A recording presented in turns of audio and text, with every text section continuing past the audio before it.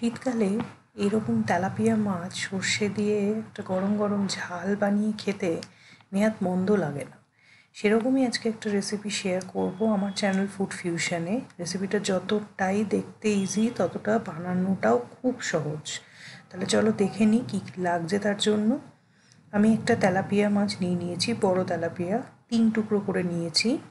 তো সেটাকে আগে আমি নুন আর হলুদ দিয়ে ম্যারিনেট করে নেব। মাছটাকে একটু যদি পারো মাঝখানে পেটের দিকটা একটু ছুরি দিয়ে চিড়ে দিলে ভালো হয়, তাহলে কী হবে, নুনটা ভালোভাবে ওর মধ্যে ঢুকবে।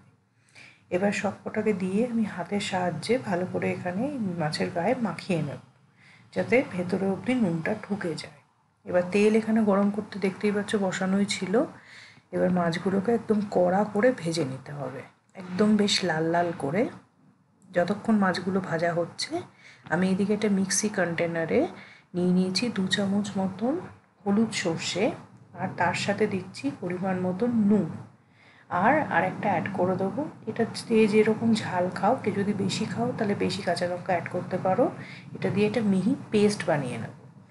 মাছগুলো এদিকে ভাজা হয়ে গেছে, আমি একটা পাত্রে আলাদা আগে তুলে রেখে দেবো সবকটা মাছ।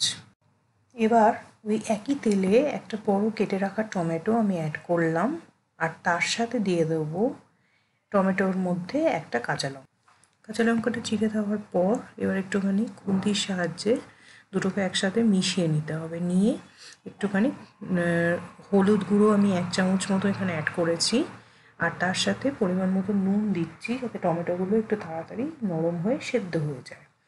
তারপর দুটোকে ভালো করে মিক্স করে সমস্ত মশলা দিয়ে একটা ঢাকনার সাহায্যে আমি এখানে ঢেকে 2 থেকে 3 মিনিটের মতন এটাকে একটু সেদ্ধ হতে দেবো। তাহলে কী হবে, একটা থকথকে গ্রেভি হয়ে যাবে। এবার 2 থেকে 3 মিনিট পর ঢাকনাটা তুলে আমি দেখো এখানে টমেটোগুলো ভালোভাবে গলে গেছে। এবার যে বেটে রেখেছি আমি সর্ষের যে পেস্টটা, সেটাকে আমি এর মধ্যে অ্যাড করে দেবো। চাইলে তোমরা একটু লিকুইড জল ওর সাথে মিশিয়ে অ্যাড করতে পারো। আমি এখানে অতটাও থকথকে রাখিনি, একটু পাতলা করে বেটেছিলাম। সো পুরোটাই আমি এখানে অ্যাড করে দিলাম। তারপরে ওই বাটিটার মধ্যে যেটুকু লেগেছিলো সেটার মধ্যে একটু জল দিয়ে ওই বাটি ধোয়া জলটাকে ওর মধ্যে আমি মিশিয়ে দিলাম।